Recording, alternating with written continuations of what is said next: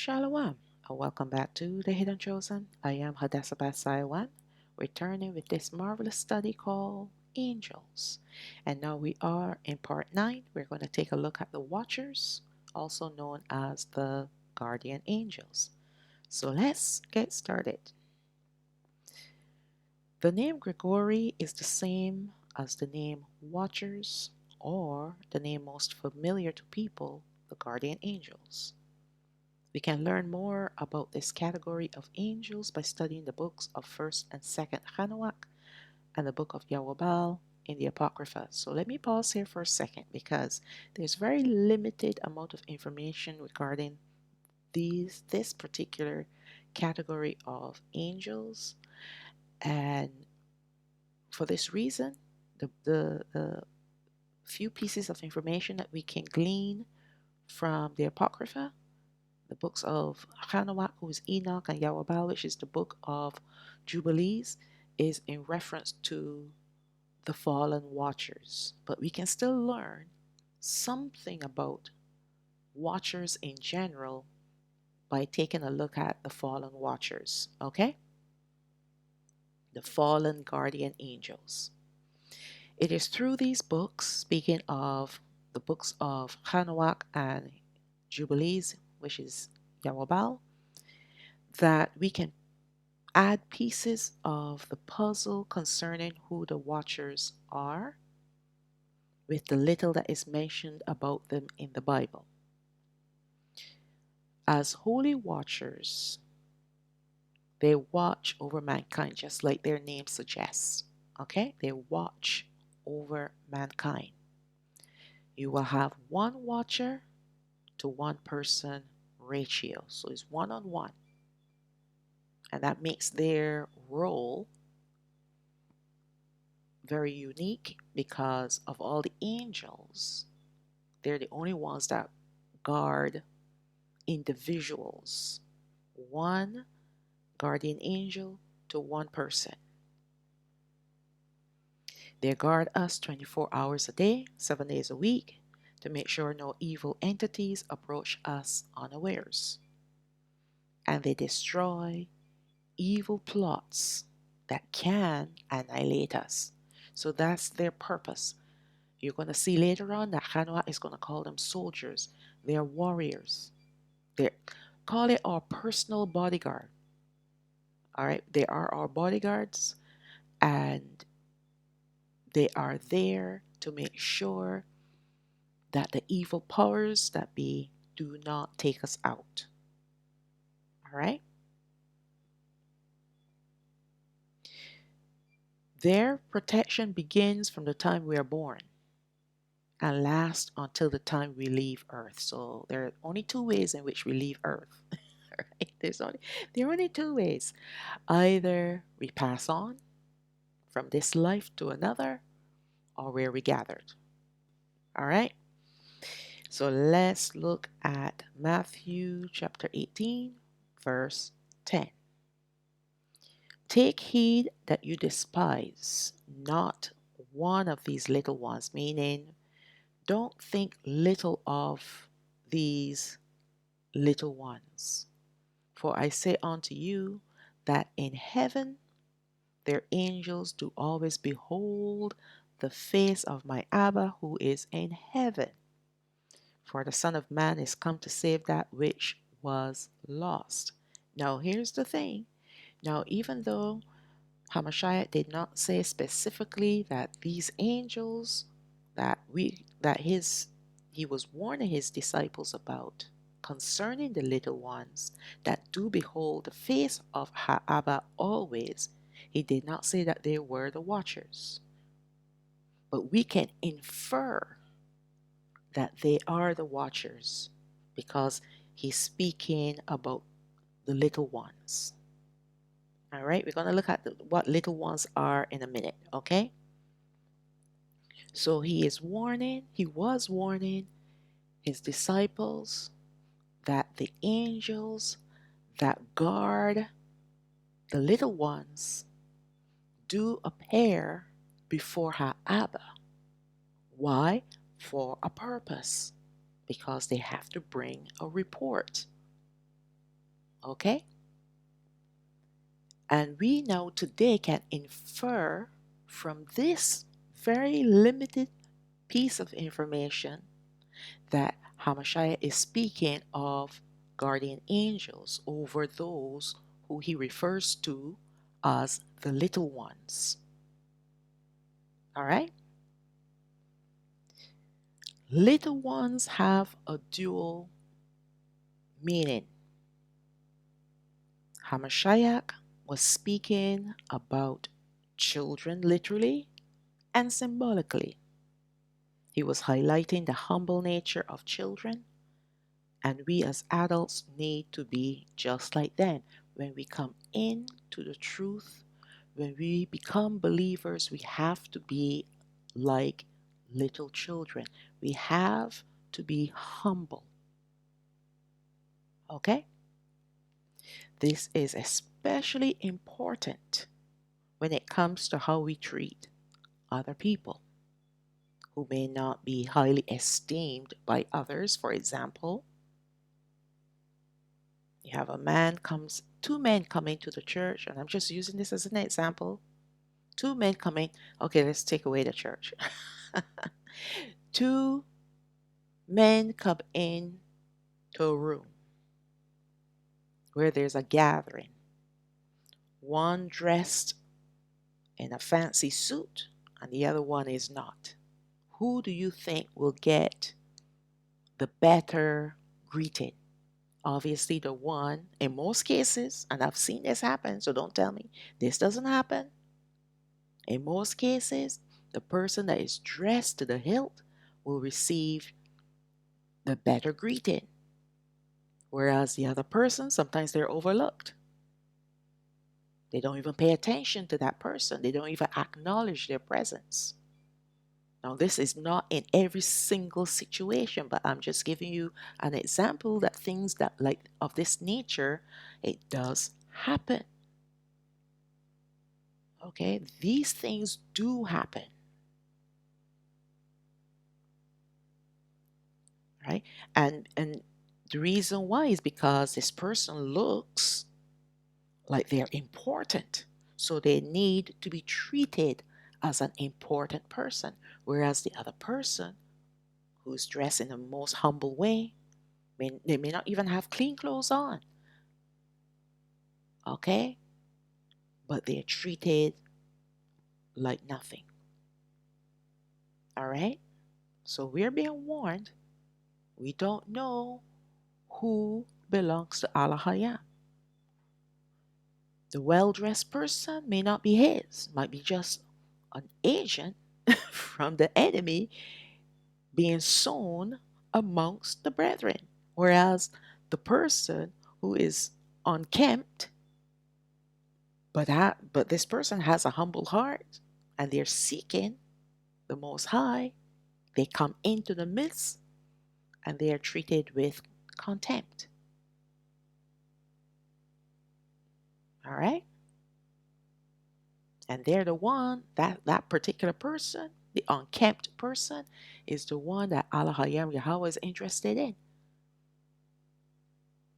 And so that person has a guardian angel who will report on everything that is done for this person and against this person. And guess whose name is going to come up? Those that treated that person with disdain. All their names will be mentioned before the Most High.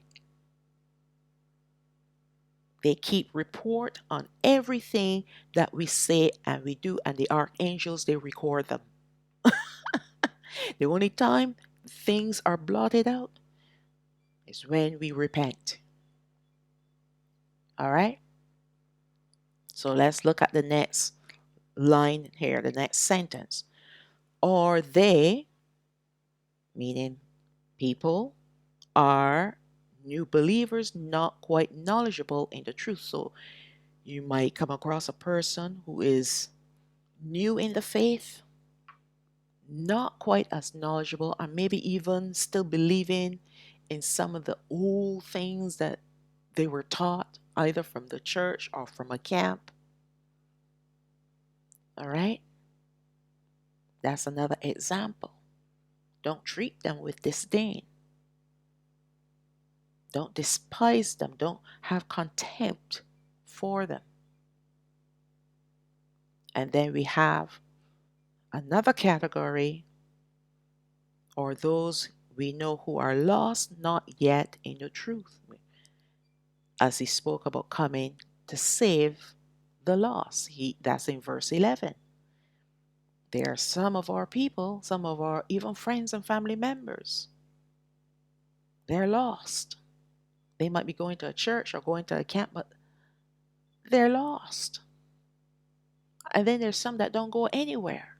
They're lost. And we have to remember that once upon a time we were lost too. Until the day when we had an encounter with the Most High. And when we had that encounter, then we're no longer lost. He found us. So when we despise one of his little ones, and we're not talking about children, we're talking about adults, in all these categories here that I've just mentioned, when we treat them with contempt, when we despise them, when we think little of them, we become a stumbling block to them. And that's why Hamashiach warned his disciples, and he's warning us today, beware, because these little ones, they all have angels who appear before Ha'aba always. And they're reporting on you if you have anything to do with his people or against his people. Let's read on. What he was warning about are the angels who speak on their charges' behalf, and the charges would be the people that they're guarding, the person that a guardian angel is watching over. All right, I call them charges. When they appear before Ha'aba, and we can conclude that these angels are the guardian angels. Most people born on the earth will have a guardian angel. And notice I said most, not all. Not everyone will have a guardian angel, as there are evil situations in which a child is brought into this world and it will be rejected by Alahayam Yahweh. And let me go further and say this. There are people that were born whose names were never written in the Lamb's book of life. So will Alahayam give them a guardian angel for what purpose? To guard them against what? They're evil, they're wicked, they're already condemned even before they were born. So he's not going to give them a guardian angel. These evil situations that I'm referring to are exactly what's happening today. You know, and I've spoken about this, the baby pods, where children are brought into this world through nefarious means and for nefarious means. They create them in a lab. All right? They're Nephilim children. Just like the Nephilim. When they were born, and we're going to read about them in a little while, they were not accepted by Alahayam Yahweh because they were hybrids. And that's another category of people today that will be rejected by Alahayam Yahweh, the ones that took the toxin. Creation of Alahayam Yahweh, you're not an invention of evil minds. You have part what he created and part what the devils invented. You're a hybrid species, part human, part machine, or part human, part Nephilim. So you are automatically cut off. Anyone that took the toxin or decides to take the toxin in the coming future, because it's coming back, they're automatically cut off. It's in the scriptures. Go back and read the scriptures in Revelation. Revelation, I believe, it's chapter 18. You take the mark of the beast, you're cut off. You're condemned. So that means that the angel that was assigned to you, the guardian angel that was assigned to you, will be removed. So now the devils will have full reign over that person. And if you notice, the people that took the toxin, they're miserable. They have no peace and no joy. Let's move on. So that those are the rejections, those that will be rejected by Alahayam Yahweh before they were even born. They were rejected. They were born through the inventions of the devils. They will be rejected. You take the toxin, or you allow yourself to be converted, to be changed from one gender to another, you are rejected.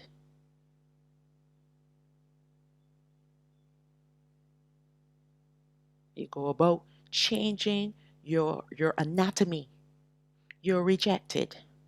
Because in order for you to go that length, it means that the spirit, Ruach HaKodesh, has not been or is not with you. And that's why you will go the full length to remove your gender identity. I'm talking about the physical parts. What makes a woman look like a woman and what makes a man look like a man. You go and you have them hacked off. That's another special kind of evil right there. That's possession.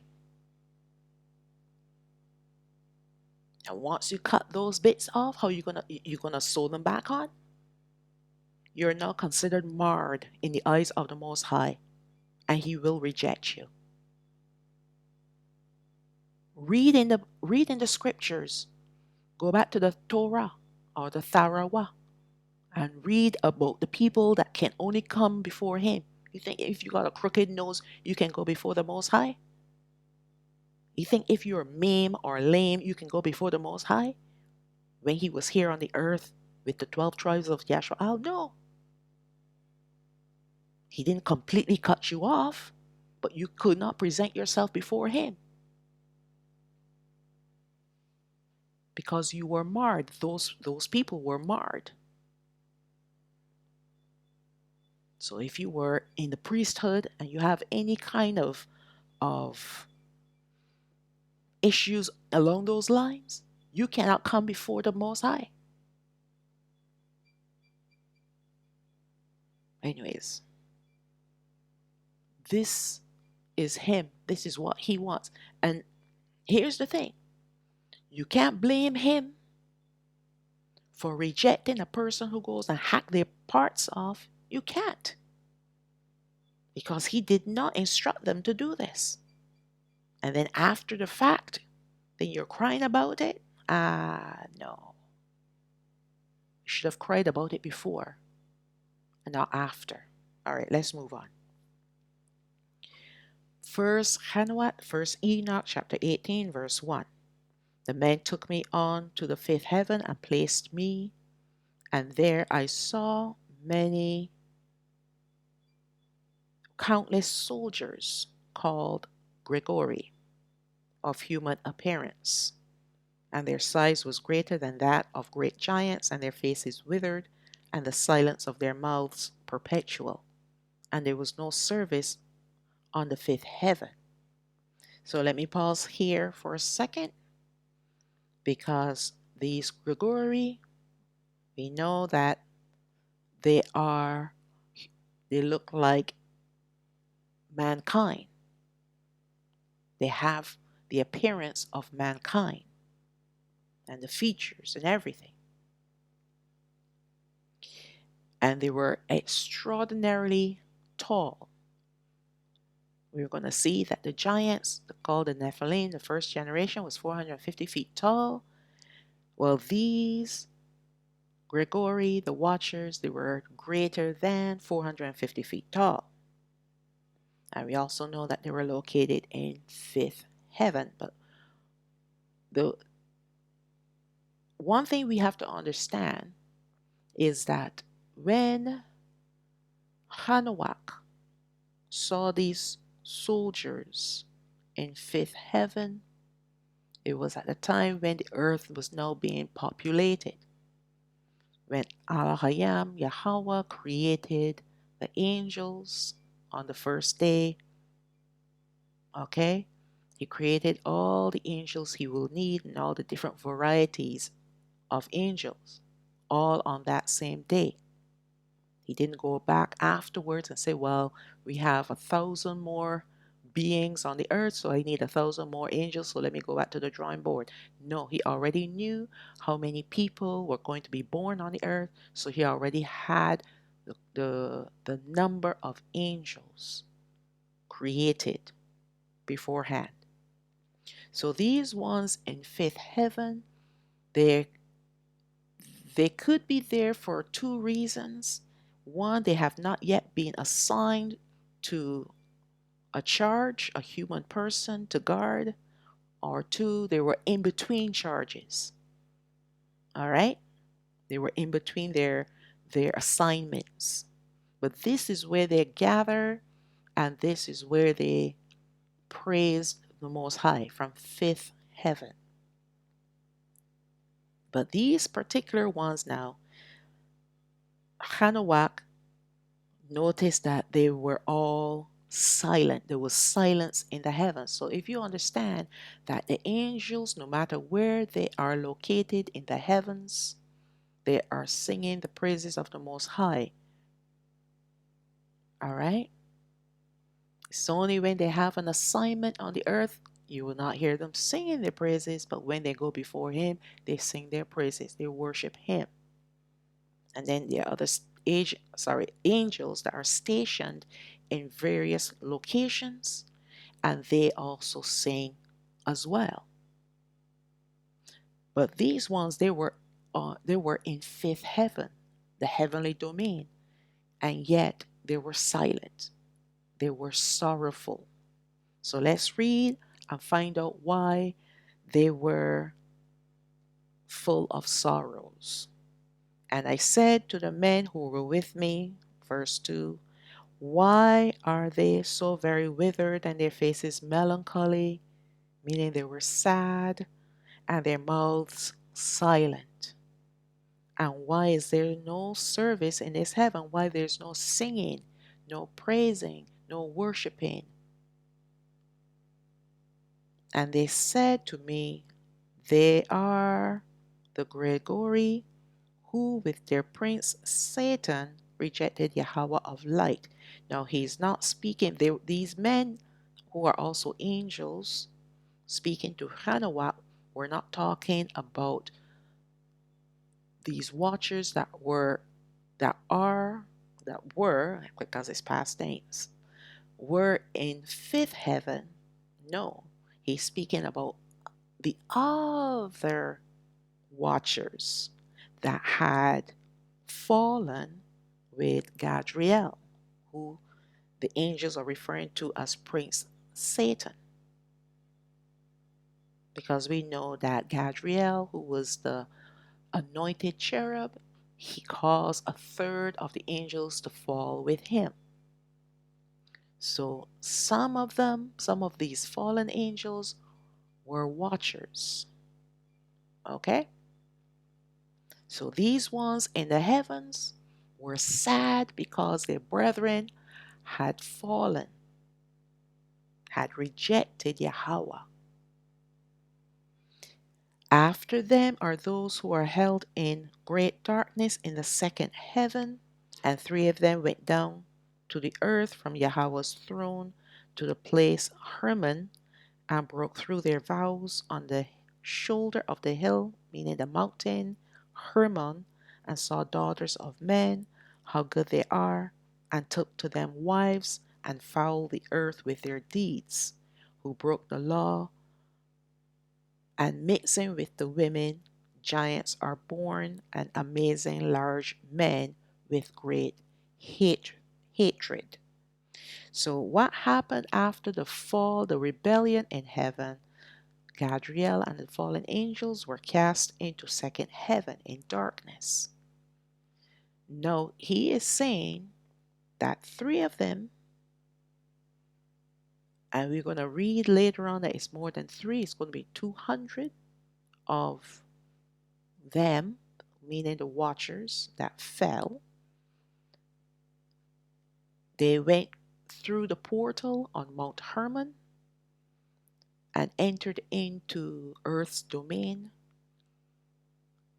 transformed themselves, because remember they were enormous, so they had to bring their size down to match that of the daughters of men so that they can take them as wives and have children with them.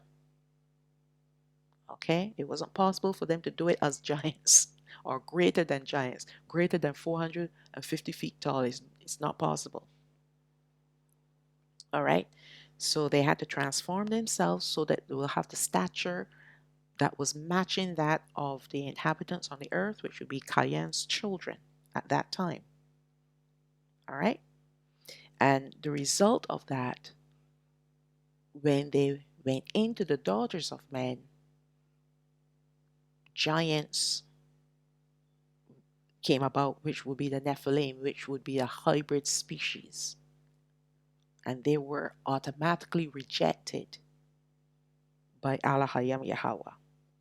And look what he said about them. Not only were they amazingly large, but they were full of hatred. And why they were full of hatred? Because they did not have the acceptance of Alahayam Yahweh.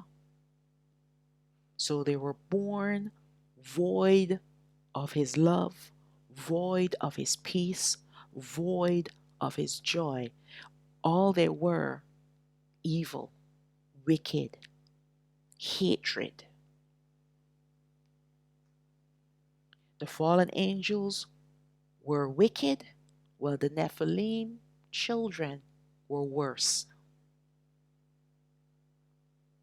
Okay? That's why he said they had great hatred. Verse 4. Therefore Alahayam judged them with great judgment, and they weep for their brethren, and they will be punished on Yahweh's great day. So there were several reasons why these watchers in fifth heaven were so upset. There were many that fell with Gadriel, and then there was a group apart from Gadriel that not only because they fell, but they transformed themselves, married wives, the daughters of men, and then brought about another species on the earth, which created great evil and corruption upon the earth. So they were deeply grieved by the fact that their own brethren were the ones who brought about such great corruption and violence on the earth. It made them extremely sad. And then to know that their brethren will be punished eternally. So that's another reason why they were also very sad. Not that they didn't think that they didn't deserve the punishment, but the fact that they will be eternally condemned. It's like you having a relative that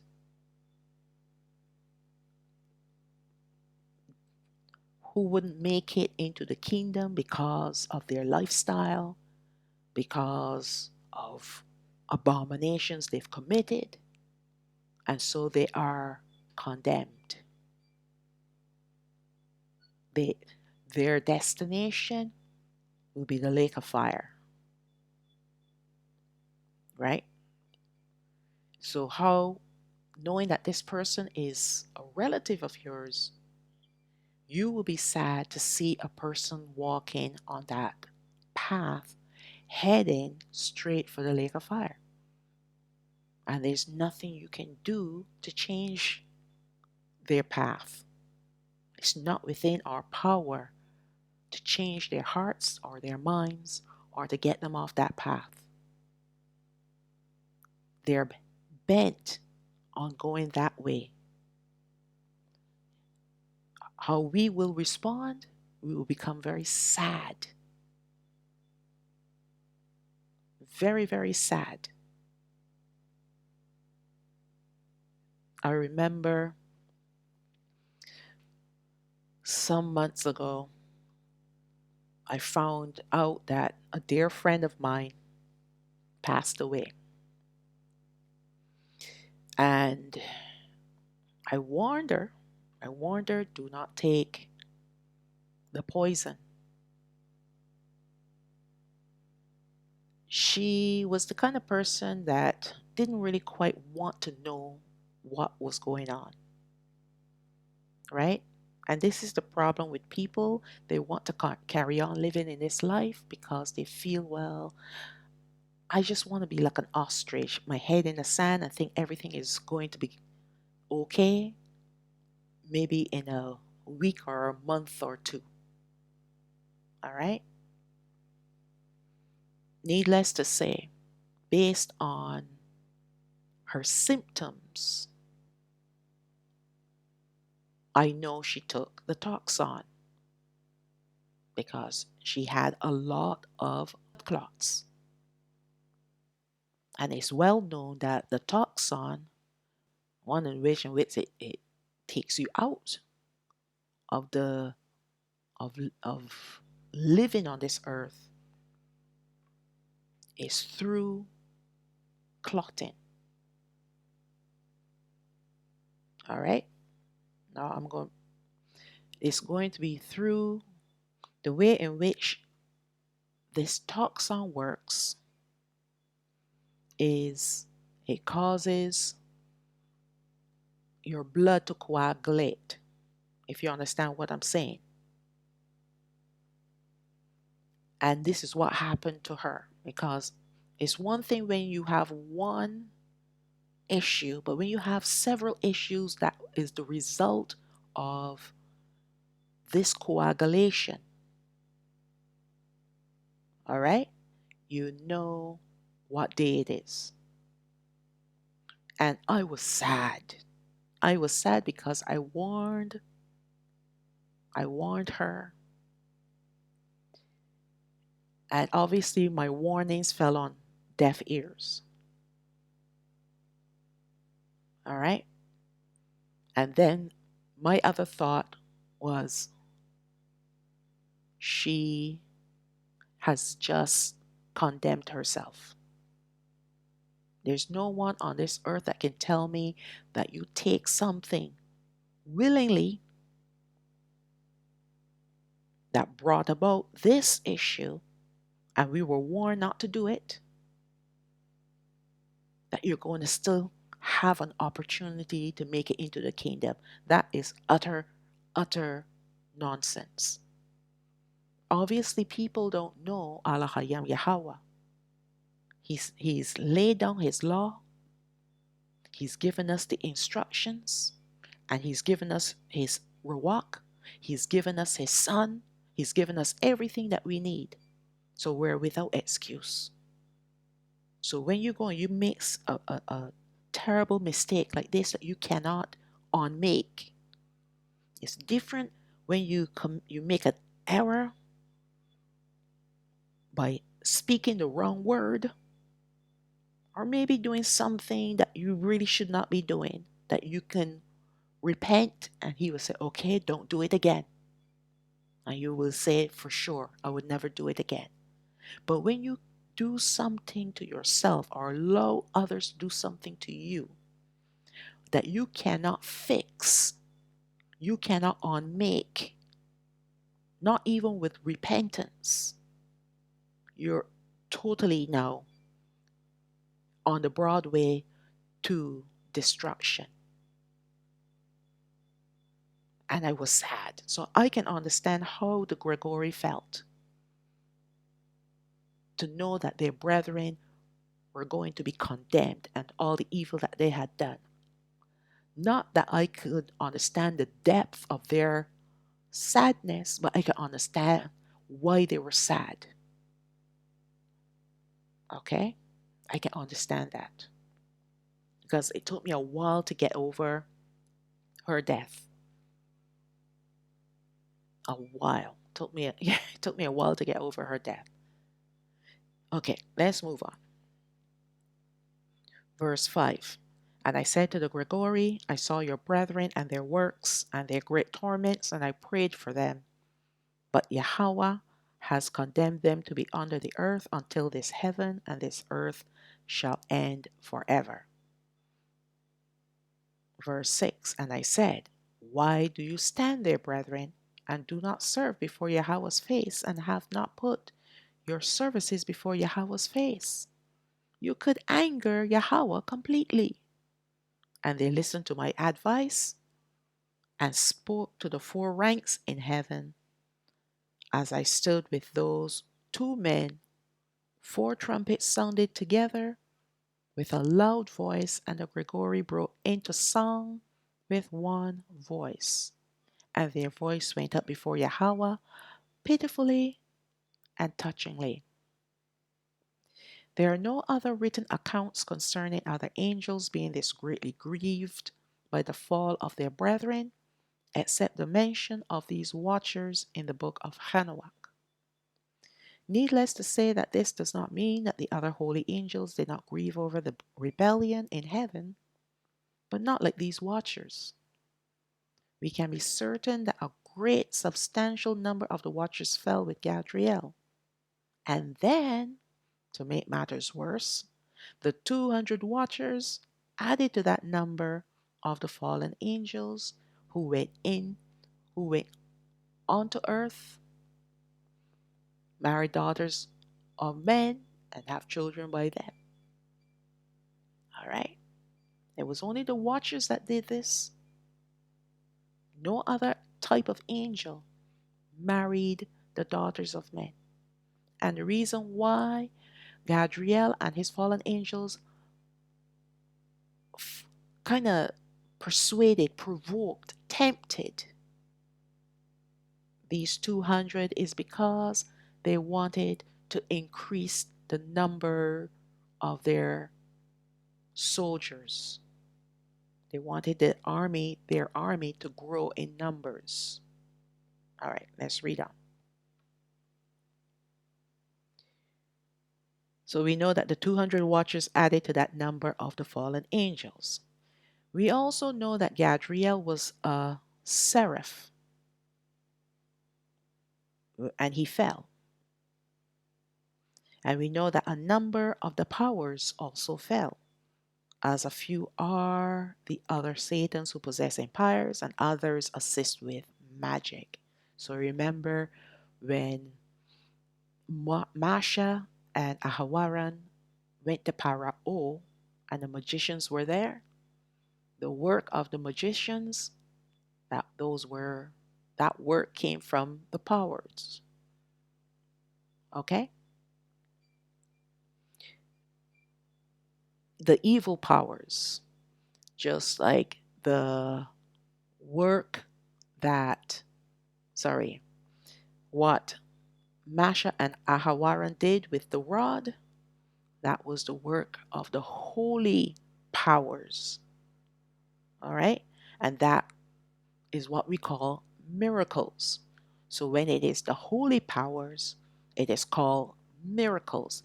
When it is the evil powers, it is called magic, witchcraft, obeah, voodoo, whatever you want to call it. But it is wickedness. Okay? Some of the archangels also fell because we know that the prince of Persia was an archangel, and so was the prince of Grecia.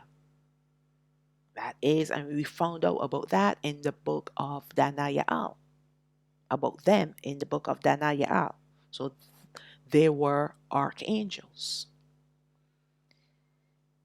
In the next study, when we look at the choirs, and these are the angels that sing, we will see that quite a number of their brethren fell as well.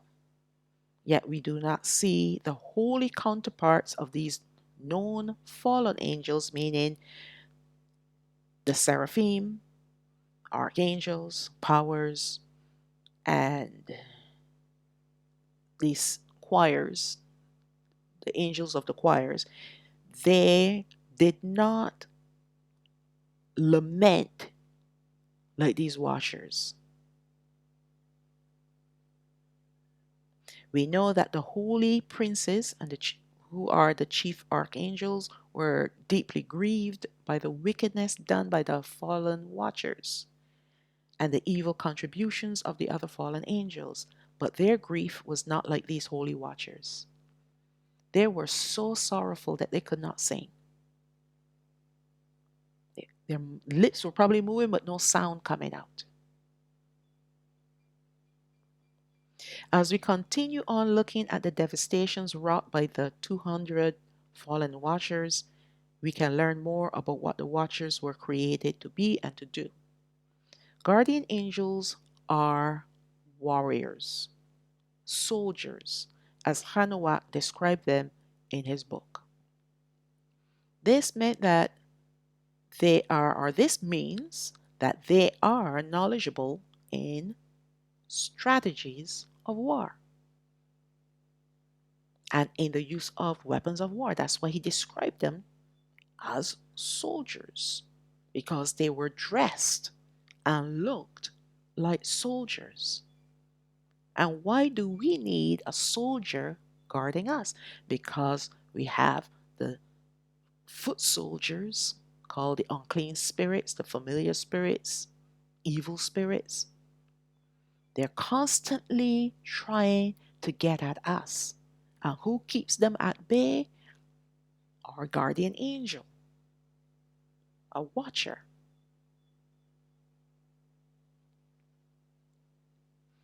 We come to understand this when we read what the fallen watchers had taught their children, the Nephilim. So they taught their children how to make weapons of war and armor and all kinds of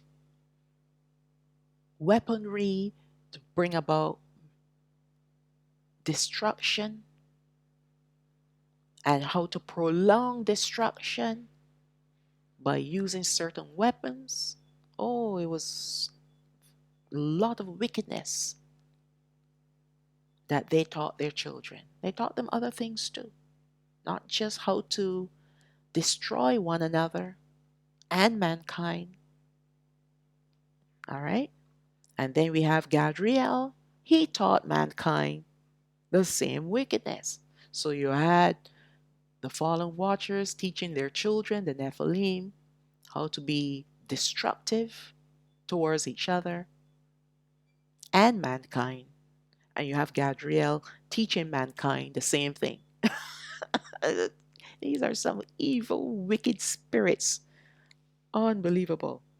All this evil done by the fallen watchers made their holy brethren very sorrowful, that they could not lift up their voices to praise Alahayam, and so they were silenced in their domain, the fifth heaven.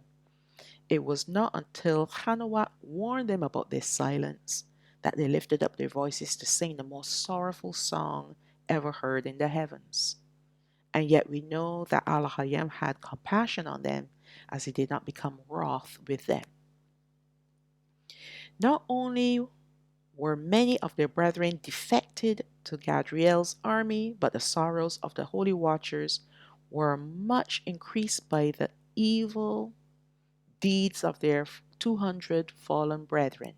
So you had the group that defected to be a part of the one third, and then you have the second group, which would be the 200 fallen watchers. They had transformed themselves and had taken wives of the daughters of men, and now they are all condemned to eternal damnation in the lake of fire. As the lake of fire is not yet created, the 200 fallen watchers are held prisoners in the bottomless pit on the earth in another dimension. So they said under the earth, in darkness, in chains. We can't see them because it's in another dimension. Their remaining brethren are currently wreaking havoc on the earth with the other fallen angels as they have been cast out of second heaven. So we know that the fallen angels and Gabriel and his team have been cast out of the heavens completely. They're not permitted to go before Alahayam Yahweh. They were supposed to go before him before this when they were in second heaven, because that was a sort of a prison for them. And the only time that they can present themselves before Yahweh is when he instructs them to come, when he instructed them to come. And they had to be escorted by the archangels and, of course, the princes. And then they were escorted back to second heaven. But now that the time is rolling to an end for them, Alahayam said, get them out of my heavens completely. So now all of them are beneath the dome and not allowed to go and present themselves before him anymore. Okay? They're not permitted. All of the fallen angels are now roaming on the earth, and they are searching for the dimension where the 200 fallen watchers are imprisoned using their technology called CERN. So that's what the CERN is for. It is trying to create a portal to try to locate where these watchers are. All right? Don't let them fool you and tell you, well, they're looking for God matter or antimatter or this and that. They're trying to create portals using their technology. And they do have the technology to do this thing. But Alahayam, what he does is he either restricts them because he will cause the machine to break down. So he will send his angels to cause the machine to break down, or he will, you know, allow them to run it, and then it breaks down again, because he will not allow them to find these 200 watchers, because in the coming future, he will open up the bottomless pit where they're located, and they will be part of his judgment on the earth. They will be riding with Azazel.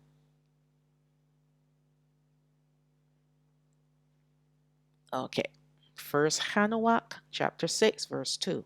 And the angels, the sons of heaven, saw and lusted after them, and said to one another, come, let us choose wives from among the children of men, and have children with them. So let's drop down to verse 6. And there were in all 200 who descended in the days of Yared, that's Jared, in the summit of Mount Hermon.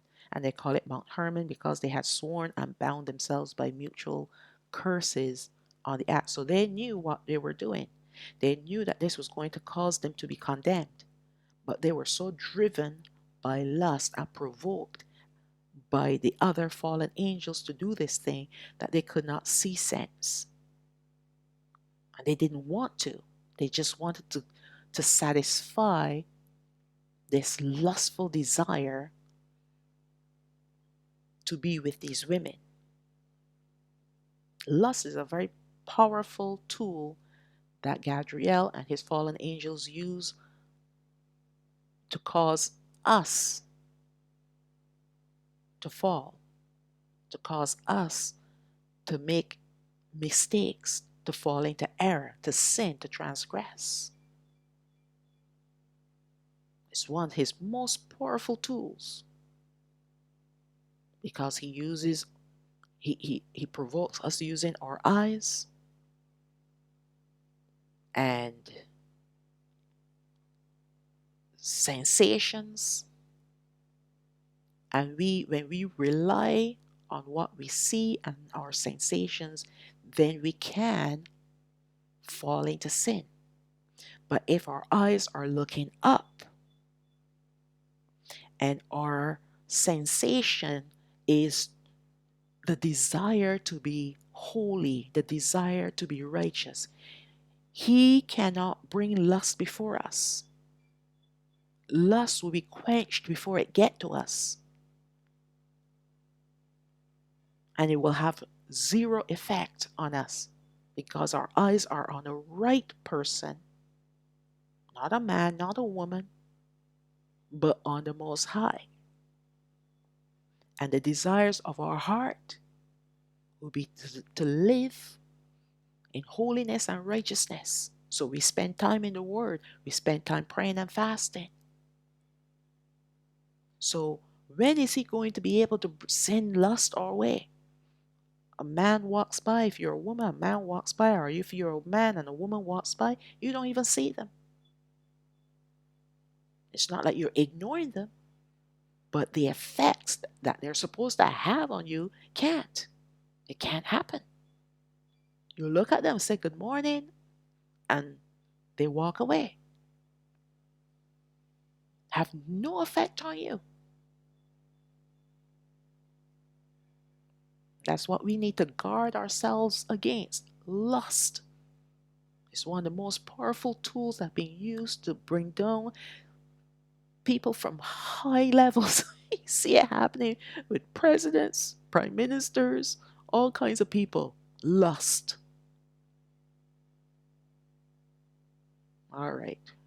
And it happened here with even the angels. Lust. Parashayaf, that's the book of Genesis, chapter 6, verse 1. And it came to pass, when men began to multiply on the face of the earth, and daughters were born unto them, that the sons of Alahayam saw the daughters of men, that they were fair, and they took wives of all which they chose. So some people will say, well, the sons of Alahayam will be the sons of Cain. No. Something extraordinary happened, that when the daughters of men married the sons of Alahayam, they gave birth to giants. That would not have happened if it was Cain's sons, because Cain's sons have the same genome as the daughters of men. They're all his children anyway. They're all from the same pack. So it had to be some species outside of mankind that when they came together with the daughters of men, created a hybrid species, giants. All right, verse 4. There were giants on the earth in those days and also after that. So there were giants before the flood and even after the flood. Why? Because some of the giants, some of the Nephilim children, were able to go through the portal on Mount Hermon. They went into another dimension and waited there. Remember, they're half human, half angel. When the sons of Alahayam came in unto the daughters of men, and they bore children unto them, the same became mighty men, which were of all men of renown. Let's drop down to verse 11. The earth also was corrupt before Alahayam, and the earth was filled with violence. And Alahayam looked upon the earth, and behold, it was corrupt, for all flesh had corrupted his way upon the earth. So these creatures were so vile and so evil that they corrupted not only themselves, well, they were already corrupted anyway, but they corrupted not only mankind further, meaning the children of Cain, but they also corrupted the other creations of Alahayam Yahweh. We're going to see what they have done. The Watchers have the appearance of men, although they are greater in stature as compared to giants. They are able to transform themselves to match the stature of the inhabitants of the earth, enough for these ones to marry the daughters of men. So they had to make themselves the same size as the daughters of men. These 200 fallen watchers were persuaded to carry out this evil act by other fallen angels who were with Gadriel at that time. This abominable marriage resulted in children being born known as the Nephilim, a hybrid species made up of angel and earthly beings, half angel, half mankind. And this abomination was carried out to the fallen angels' great pleasure, as their army now grew in numbers, as these Nephilim children were rejected by Alahayam but accepted by them. This is exactly what they wanted. They wanted to grow their numbers. They knew they were only at 1/3 compared to the 2/3 with Alahayam Yahweh. So, hey, we know that Alahayam will not accept anything that is not from him. So what he's going to do, he's going to reject them, and we're going to accept them. All right? This abominable cohabitation caused the earth to become corrupt, as this hybridization was not limited to the daughters of men, but the Nephilim children went even further to corrupt the animals, the fish, the birds, and the reptiles. So the animals will be like the cattle and other wild animals that what we call wild animals, and the fish, the birds, and the reptiles. So the land animals, all of the land animals, fish, birds, and the reptiles. All right. So they were splicing and mixing and matching the genome, their genome, with that of these animals, and creating their own species of animals that had their bloodline as well. All right. Let's go to 1 Hanawah chapter 69 verse 4. The name of the first was Jagon. This is the one who led astray the sons of Alahayam and brought them down to the earth and led them astray through the daughters of men. And the second was named Asbiel. He imparted to the holy sons of Alahayam evil counsel and led them astray so that they defiled their bodies with the daughters of men. And the third was named Gadriel. It is he who showed the daughters of men all the blows of death, and he led astray Hawa and showed the weapons of death to the sons of men, the shield and the coat of mail and the sword for battle and all the weapons of death to the children of men. So that's what Gadriel did with mankind, and that's what the fallen watchers did with their children. Let's look at the book of Jubilees, Yahweh chapter 7 verse 21. Because of these three things came the flood on the earth, namely the fornication that the watchers committed against the law of their ordinances when they went whoring after the daughters of men, and took themselves wives of all they chose. And they made the beginning of uncleanness. And they begat sons, the Nephilim, and they were all dissimilar, meaning they were all different. And they devoured one another. And the giants killed the Nephil, and Nephil killed the Eljo, and the Eljo killed mankind, and one man killed one another. So we had the giants, then you had another species of giants called the Nephil, and then you had another branch, because they're all giants, called it Eljo. So they're all killing one another, and they're all killing mankind, and mankind was killing themselves. Then these are the sons, the children of Cain that were doing this. All right. Verse 23. Everyone committed himself to crime and injustice and to shed much blood, and the earth was filled with sin.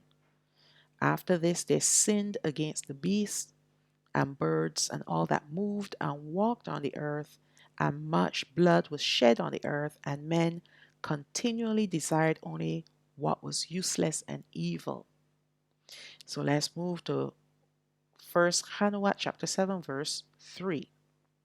And the women became pregnant, and they bore large giants whose height was 3,000 cubits, that's 4,500 feet, and that would be the first generation. But this has to be a typo because in another chapter of First Hanukkah, that's First Hanukkah chapter 12 and verse 1, it talks about 300 cubits. So this has to be a typo, all right?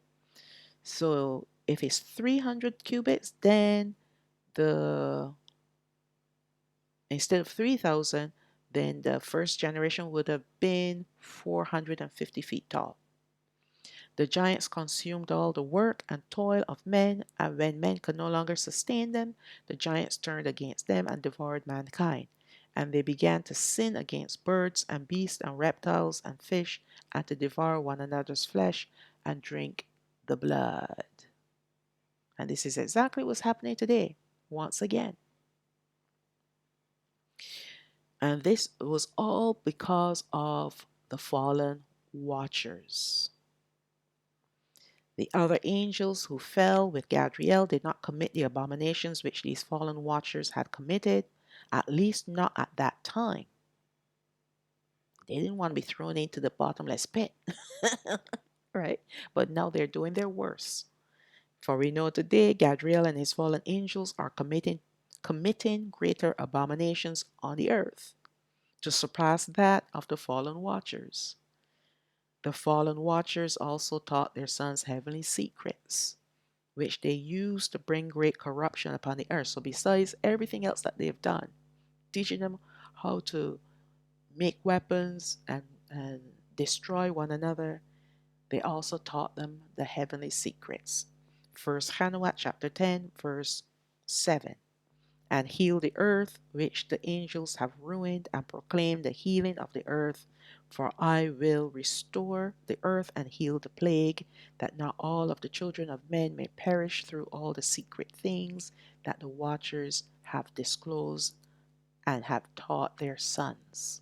So this is Alahayam Yahweh speaking to the four archangels who went before him to let him know what was going on the earth. Okay. The technology we see today, along with AI and transhumanism, along with so much witchcraft in the form of pharmakia, spell casting as a mantra chantings, to name a few, are all the works of the fallen angels and the Nephilim.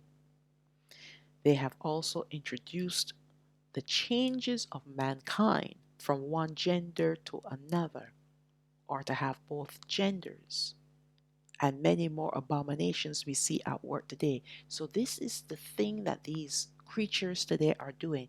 They are changing mankind into abominations to make us abominable before Allah Hayam Yahweh, thereby we will be rejected.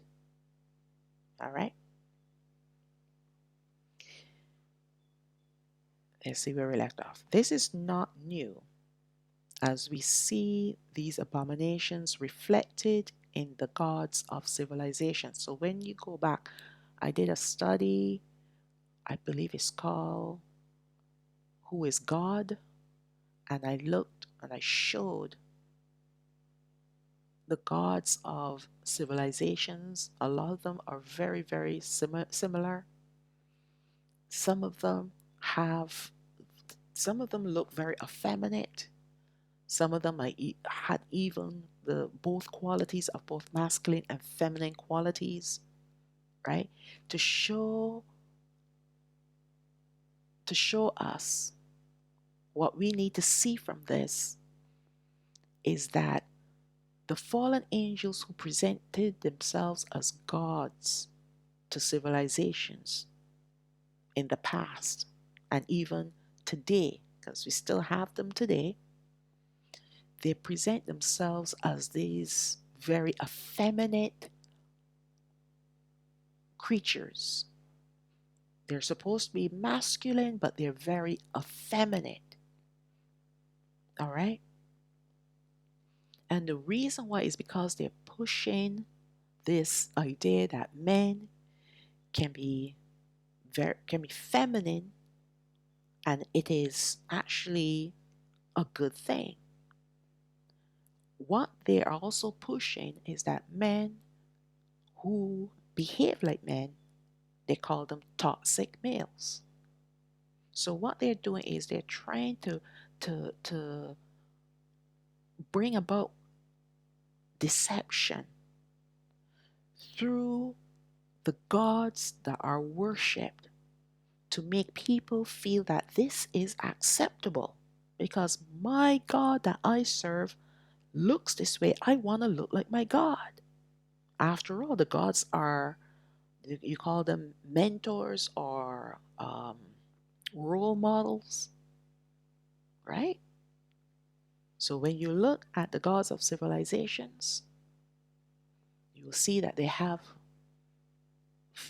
both qualities, male and female. If it's a male god, it will look very effeminate. If it is a feminine god, it will have qualities that are masculine. And then you have the ones that are both. If you look at the Baphomet has both male and female qualities along with the head of a goat, right? No wonder why the Holy Watchers were so saddened, as their own brethren were the direct cause of wickedness upon the earth, and their children, the Nephilim, made it worse.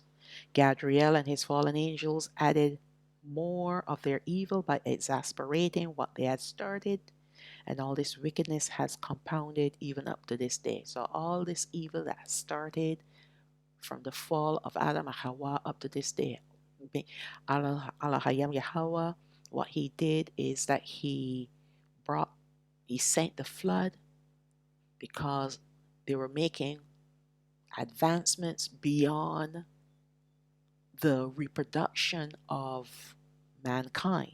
So mankind would have been completely wiped out had he not sent the flood. So when he sent the flood, it helped to reset the earth. And then they had to start from scratch all over again. He slowed them down. Let's read on. Once these abominations were released upon the earth in the days of Noah, Alahayam Yahweh had to reset the earth by sending the great flood to destroy all of this wickedness. Today, the abominations of the fallen angels and the Nephilim have once again grown great, soon to surpass the days of Noah and Lot combined. If I remember what Hamashiach said, and Yahweh will destroy them all forever, but this time using his unquenchable fire at the end of this age. So the first time he destroyed them using water, and this time he's going to destroy them forever using his unquenchable fire. He will then establish his new heavens, the new earth, and his city, New Yerushalayim, to replace the old. The fallen watchers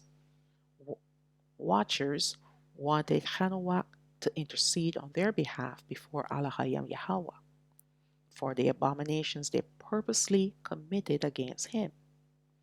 And they had hoped to save their wicked children as well. Can you imagine? After swearing with each other, making an oath with each other that they knew was a curse, then to know, ask for forgiveness? No. Let's go to 1 Hanawat chapter 15, verse 1. And he answered and said to me, and I heard his voice, do not be afraid, Hanawak, you righteous man and scribe of righteousness. So this is Alahayam Yahweh speaking to Hanawak. Approach and hear my voice. Go and say to the watchers of heaven, for whom you have come to intercede. You should intercede for men and not men for you. This is what these fallen watchers, when they realize that Alahayam is going to cast them into the bottomless pit in chains and in darkness and destroy their sons of the earth, now they are asking for Hanawat to intercede on their behalf. Go make a petition on our behalf. And Alahayam was like, wait a second. When I created you perfect. And where you were living was perfect. Everything you needed and wanted, you had. And you were created to intercede for man and not the other way around. Man was fallen. Man is fallen. But you were not. You chose to be fallen. All right? Adam and Hawa did not live like you lived because you were living in the heavens. They were living on the earth. Even though they were living in harmony with me in the Garden of Odan. All right? But they fell. But you chose, after experiencing my perfection, you chose to do this abominable thing. And now you want a man to intercede for you. No. It should be the other way around, because you were created to intercede on behalf of men. That's what a guardian angel is supposed to do. Well, we have the great intercessor who is Hamashiach. Yes, he intercedes for us. But remember, they're the ones that are personally guarding us. And anything that happens, they go to the Father, they report to him, he tells them what to do, okay? When to do it, how to do it, he instructs them. So that is as far as their interceding goes on our behalf. Because we know Hamashiach now, he intercedes for us as a high priest. All right? They don't deal with sin. They deal with evil spirits and to keep them away from us. Hamashiach deals with us and sin. So that's the kind of intercession that we need from Hamashiach. But not the watchers. Verse 3. Why and for what cause have you left the high and holy and eternal heaven, and had intercourse with women, and defiled yourselves with the daughters of men, and taken to yourselves wives, and done like the children of earth, and begotten giants as your sons? Why? Because angels were not created to cohabitate. That's why there are no women as angels. All the angels are males. So anytime you see a picture or hear anyone talking about angel being a female, run far, far away from that person. The only women that the heavens are going to see is when the southern kingdom are taken up there. All right? That's going to be a combination of men and women. But there are no angels who are women. So they were already created without the need for a wife. That was a gift given to mankind. All right?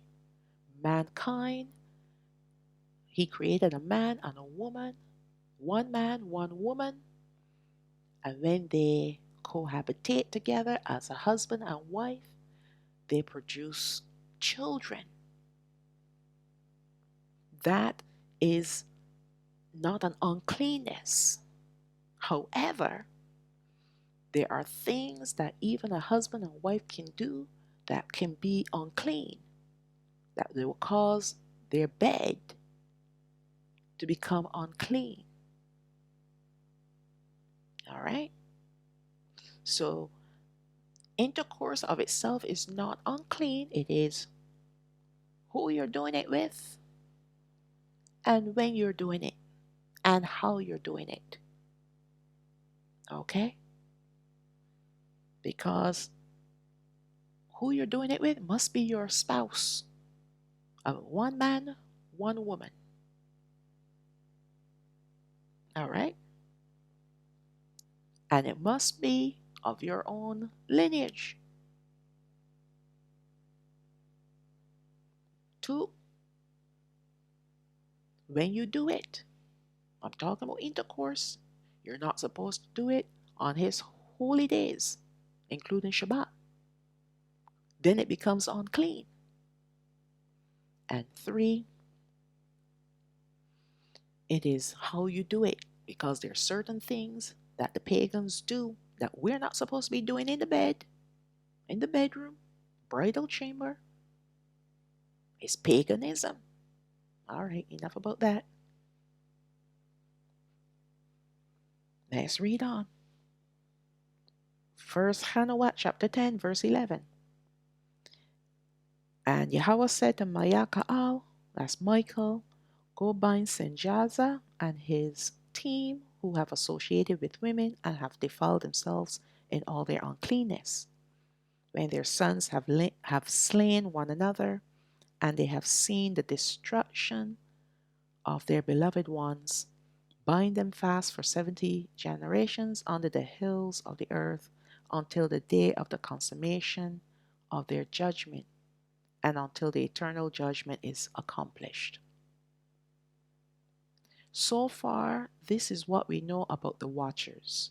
They stand taller than giants, which means that they are greater than 450 feet tall. However, they can transform themselves to have a shorter stature like that of people, mankind.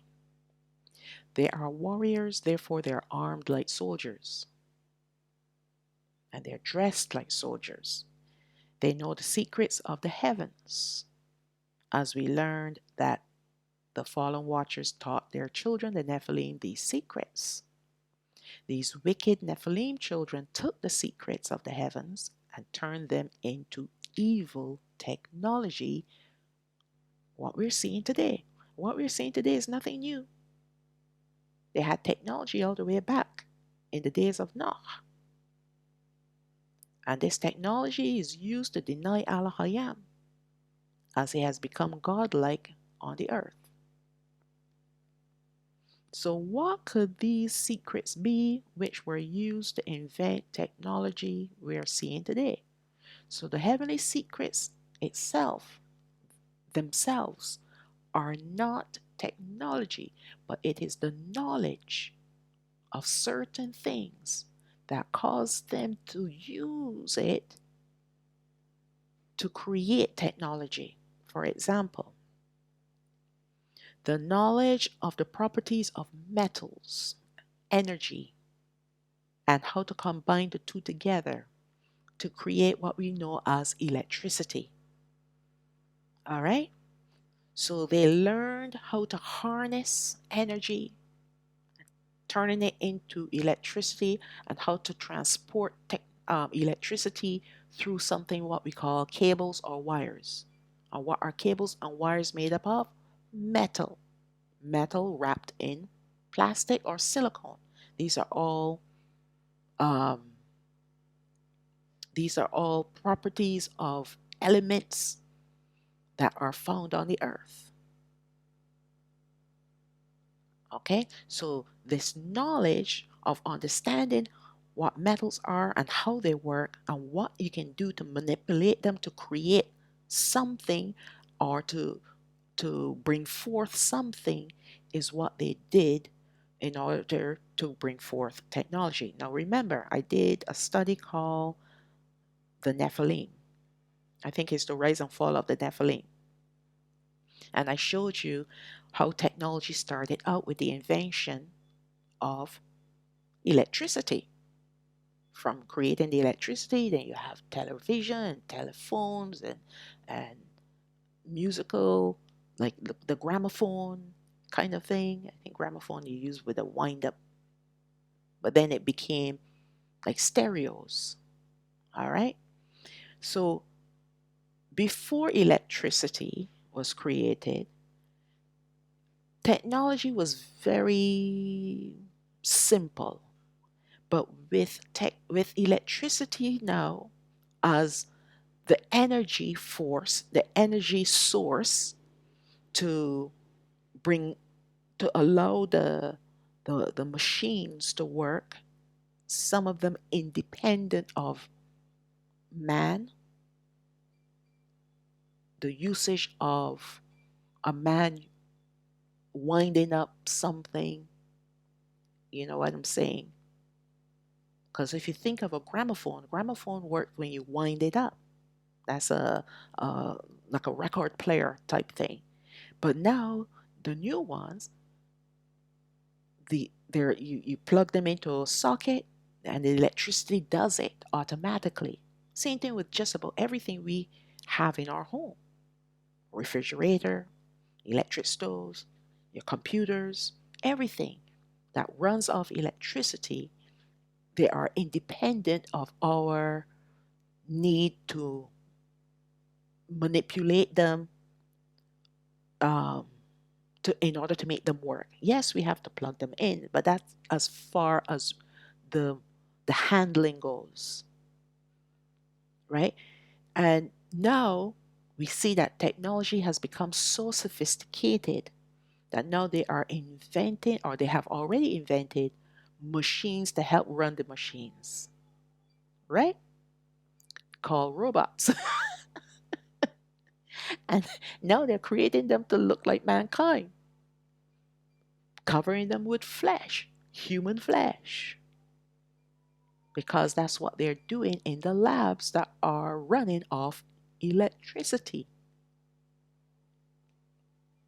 So that's just an example of how they took simple knowledge and then they transformed it to make their inventions, their evil inventions that we're seeing today. The knowledge, I read that already. They also learned how elements work, as in the elements we see listed in the table in chemistry. So, you had when you were doing chemistry in high school, you had the table with all the different elements. You have like silver and gold and mercury and all the different ones, and they all had a number and they all had uh, uh, a symbol and all these different things. And you learn that they had certain qualities, right? Where did this knowledge come from? It came from the fallen angels. The fallen angels received it from their fathers. Sorry, let me repeat that. This knowledge came from the Nephilim, right? And the Nephilim received it from their fathers, the fallen watchers, because those were secrets that they passed on to their children. All right? So then they now that they know these properties, they know now how to best combine them to create hybrids like themselves. That's what they've done. Put two metals together and make it stronger. Amongst other things. The fallen watchers' first mistake was to leave their first domain, the heavens, to enter into the earthly realm. That was the first mistake they made. They came from the Father's throne room,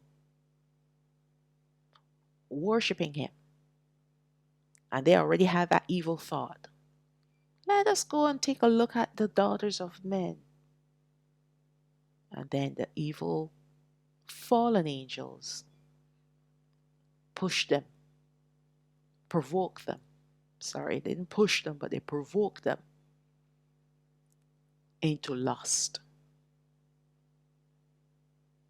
The next mistake was to listen to the other fallen angels to lust after the daughters of men. Hey, check them out. You can have one, you can have two, you can have 10. There are lots to go around. You think they only had one wife? There were only 200 of them, but I'm sure they had more than one wife. Where do you think multiple wives came from?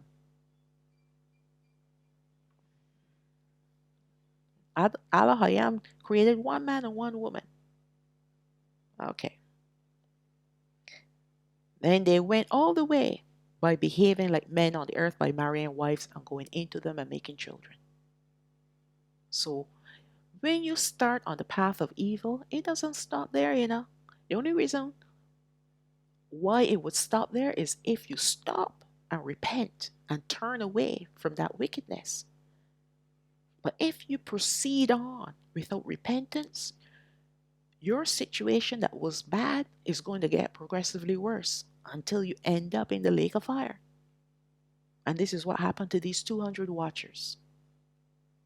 Let's look at Yahweh, which is the book of Jude, chapter 1, verse 6. And the angels who kept not their first estate, but left their own habitation, he has reserved in everlasting chains under darkness unto the judgment of the great day. Who do you think he's talking about? He's not talking about Gadriel and his angels. He's talking about these 200 watchers, these fallen watchers. Let's look at 2 Peter chapter 2, verse 4. For if Alahayam spared not the angels that sinned, but cast them down to hell and delivered them into chains of darkness, to be reserved unto judgment. And he was going on comparing them to us today. Or, yeah.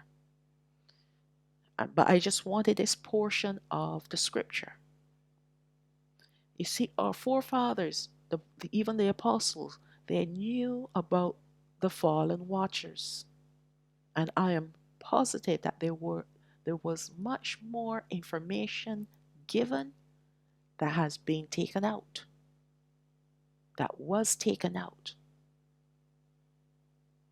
Okay? Taken out, destroyed, hidden, whatever, just to keep us clueless. The watchers were created for the purpose of watching over their charges, meaning the people, and they engaged in warfare to keep evil spirits at bay from them. They are not powerful enough to contend with the Satans, and considering that their role calls for them to be guarding solely, the other warring angels will come to their aid if needs be, and together they will fight. So they're not powerful enough even against the archangels as well. They're powerful against the Nephilim spirits, the unclean spirits. But the higher angels now, they will need help to fight against. Remember, they're just one person. They're just one angel. And when these devils come, they're coming in droves. And yes, they can handle an army of Nephilim spirits. But when their powers and archangels, these are the fallen ones coming against them, they're going to need help, because what they want to do, they want to interrupt a person's life. They want to plant a snare, a trap. And so the guardian angel has to fight against them. There are times when we fight spiritual battles. And when we fight, when we do our part, it initiates the spiritual warfare between our guardian angel and the archangels against the evil spirits. That's why we got to be always, be aware and listen because Alahayam Yahweh would tell us what He wants us to do, either pray or praise or worship. It is to set them in their battle um, position to start fighting. And then there are times we don't need to do anything because it's not our fight. But Allah will still send His angels to war against the evil spirits that are trying to come against us. All right? So let's read on. So we know that they're not powerful enough. So when these other warring angels were speaking specifically about the princes and the archangels, and the princes are the chief archangels who are on alert, watching over the watchers and mankind. So they're not really alone, you know. They might be doing the job one on one, but they're not alone. However, if there are any issues concerning a charge, the watcher is responsible for addressing such with Yahweh when they present themselves before Him. Of course, He already knows what is going on before it happens. But this enabled them, meaning the watchers, to receive their commands from Alahayam as to how to proceed against the evil spirits. And this is His way. This is Yahweh's way. This is what He created them for. This is their purpose. Just like how we have a purpose here on the earth, this is their purpose. Psalm 91, verse 9. Because you have made Yahweh, which is my refuge, even the Most High, your habitation, there shall no evil befall you, neither shall any plague come near your dwelling. For He shall give His angels charge over you, to keep you in all your ways. They shall bear you up in their hands, lest you dash your foot against a stone. You shall tread upon the lion and adder, the young lion and the dragon shall you trample under feet. So we know that lion, that's the mature lion. That will be the fallen angels. And then you have the adder, the serpent, the young lion, and the dragon. They're all fallen spirits, fallen angels, evil spirits. And He said, I will give you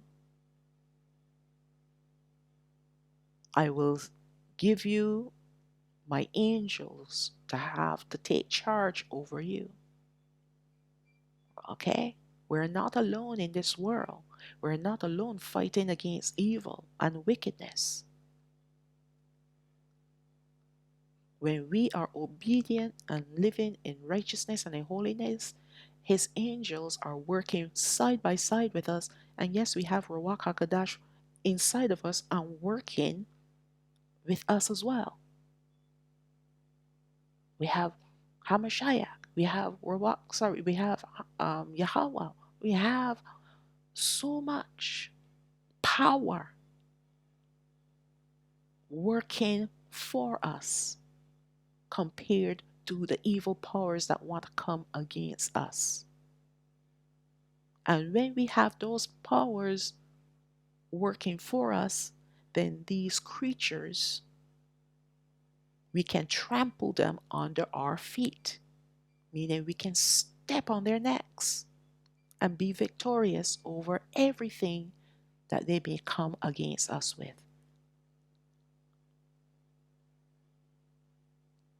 Spiritual warfare waged against us with its evil hosts are frightfully wicked, with these great demonic activities occurring 24 hours a day, 7 days a week. These devils, they don't sleep. We sleep, and that's why we need a guardian angel. Alahayam has deployed His angels to keep us to help us to fight against all evil, and His watchers are our first line of prevention and protection. They're also our first line of offense, too.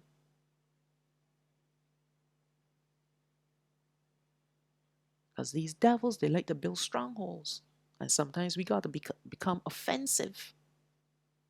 We got to, instead of being defensive, we become offensive. We got to tear down that stronghold. And this is what the guardian angel will help us to do. We pray about it. That's our part. And they go and they do it. They literally tear it down. This is his way. This is Alahayam's way of keeping us safe from harm, although he has the power to put an immediate end to these creatures. But this is not how he has chosen to deal with these evil spirits.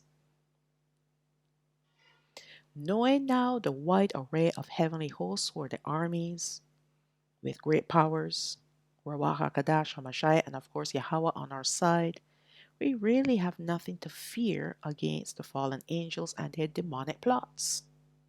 No, we don't. So now let's ask a question. So what happens to a guardian angel when their charge passes on from this world to the next? Or if they defect to Satan's side? Yahweh already knows who belongs to him. And although he has given most people a guardian angel, he, the watcher, or the guardian angel, does not remain with that person who chooses to be evil continually. There's a time when Ruach HaKadosh says, enough is enough. I'm done with you. There are times when Yahweh says, I'm cutting you off for your abominations. Look at what he said to our brethren when they were in the wilderness. He gave them laws and commandments, statutes, and judgments. He said, if you break them, I'll cut you off. And cutting off means I'm removing my presence from you, my spirit, and my angels too. You're on your own. A guardian angel is reassigned to their next charge the exact time when their current charge passes and the other is born simultaneously. So they pass from one to another. One dies, another one is born. The same transfer occurs when a charge defects to the evil side. And their cue to leave is when Ruach HaKadosh removes himself from a person. In the earlier times when Ruach HaKadosh was not yet on the earth, it was by the direct command from Yahweh when it was time for the watcher to depart from a wicked charge. So he would tell them, your time with this person is finished. Now, it's not always automatic that they go from one charge to another. They could sometimes go to fifth heaven to wait there for the next charge, their next assignment. That can happen as well. But because of the number of people on the earth, they most likely would move from one to another. One passes on, another one is born, and they pass from there to there. Let's read on. What about when we are regathered? What will happen to our watchers? That's a very, very interesting question. They will return to the heavens with us as they have successfully completed their assignment on the earth. They are not passed on to someone else. No. They return to the heavens. Remember, we are regathered and we are in the heavens. So they're going to go up there with us. They will remain on guard with us in the heavens, ready to fight side by side with the archangels against the evil forces on the earth. So they're on guard in the heavens, but there are going to be times when the inhabitants on the earth that belongs to Alahayam Yahweh, speaking of the northern kingdom, or those of the Gentiles, that's when they are going to be put back into work mode, when they become warriors to fight. Because remember, there's going to be much evil on the earth. There's going to be a lot of wickedness on the earth. So they're not going to be idle. Right? They're not going to be idle. Let us not forget that they are still soldiers. That's the first thing we have to remember. They are warriors who were created to fight. The northern kingdom and the Gentiles that will still be on the earth will need their help. All right? And of course, you still have the archangels, because they're the other warriors too, and they're more powerful.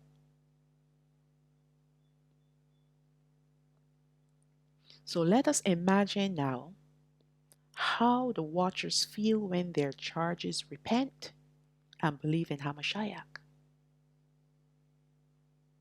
As they can feel grief, so will they feel great joy, and not them alone, but all the other angels with them. So we repent, we turn away from wickedness, we turn to Yahweh, believing in His Son. They rejoice. Okay? Luke chapter 15, verse 10. Likewise I say unto you, there is much joy in the presence of the angels of Alahayam over one sinner that repents. Heaven rejoices, or I should say the heavens, because there's more than one, rejoice when we repent. And also imagine how a watcher feels when we are regathered. He has done his job. He has been successful in guarding us to the end. So he's rejoicing too. We're rejoicing because we're out of here. He's rejoicing because not only are we out of here, but he has successfully completed the assignment given to us, given to him by Yahweh. So there's a lot to rejoice over. And that is the ending of this particular study. This one was quite different from the others because it had the least amount of information, and I had to wait for Ruach HaKodesh to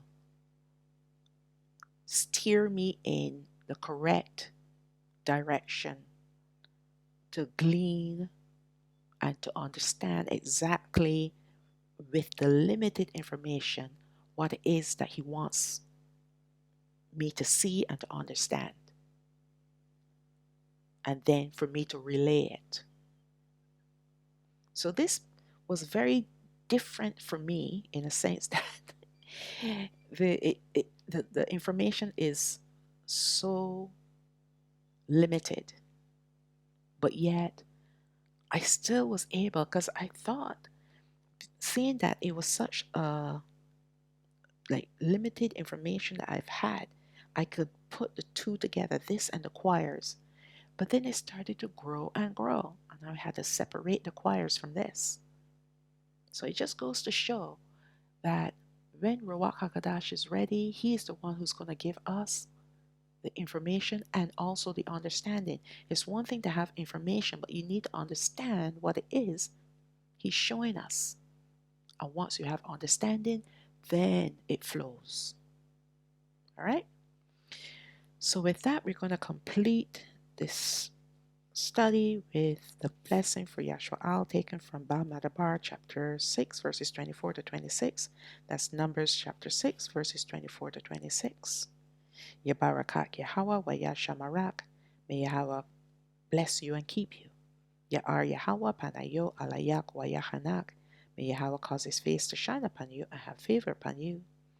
Yasha'a Yahweh panayo alayak wa yasham lak shalawam. May Yahweh lift up his face upon you and give you peace. And now we're going to recite the command that he instructs us. He instructed us to recite when we lie down, when we get up, when we go out, and when we come in, taken from the Barayam chapter 6, verses 4 and 5.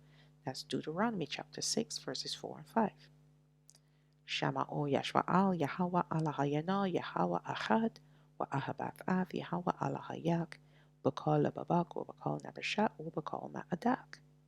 Hear, O Yashwa'al, Yahweh our Alahayam is one Yahweh, and you shall love Yahweh your Alahayam with all your heart, and with all your soul, and with all your might.